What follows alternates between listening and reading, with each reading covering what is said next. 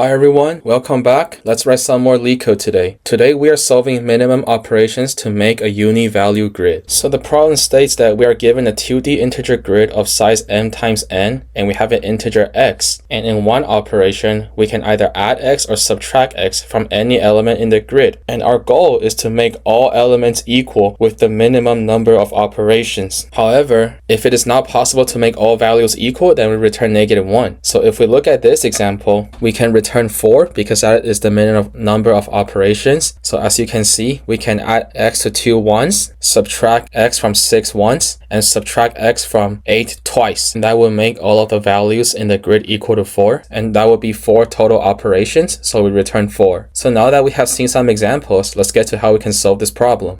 So before we get to how we can solve this problem, we should note that all the integers in the grid should have the same remainder when dividing by x to be able to make all the integers equal. If we divide each number by x and their remainders are not equal, then it will not be possible to make all the values equal, so we can just return -1 right away. However, if we are able to make them equal, then we know that the middle number will always require the least steps. And when I say middle number, I don't mean the middle number in the original array. I mean the middle number in terms of from least to greatest. So that means that we will need to sort the array and find the value that's right in the middle. So what we will do is we will sort the original grid and put it in nums, and then we will find the middle value. And after finding the middle value, we will iterate through nums. And for each element in nums, we will check how many times we need to perform the operation by x to make it equal to that middle value. And we will keep track of that with the result variable. And in the end, we will return result. So let's go over this example real quick. First, we will add all the values in grid to nums and sort them. And the middle value, we can choose 4 or 6, but I personally just chose 6. And now we will iterate through nums. So the first value we are at is 2, and we see that we need to perform 2 operations to make 2 equal to 6. Then we look at 4, we see that we will need to perform 1 operation to make it equal to 6. We need to add 2 to 4 one time. So we will add 1 to result, which means we will set result to 3. And 6 is already equal to 6, so we just look at 8, and we see that we need to subtract 2 once. So we will need to do 1 operation, so we will add 1 to result. And now we have come to the end of the nums array, so we can return 4 as our result. And the time complexity would be O of nm times log nm,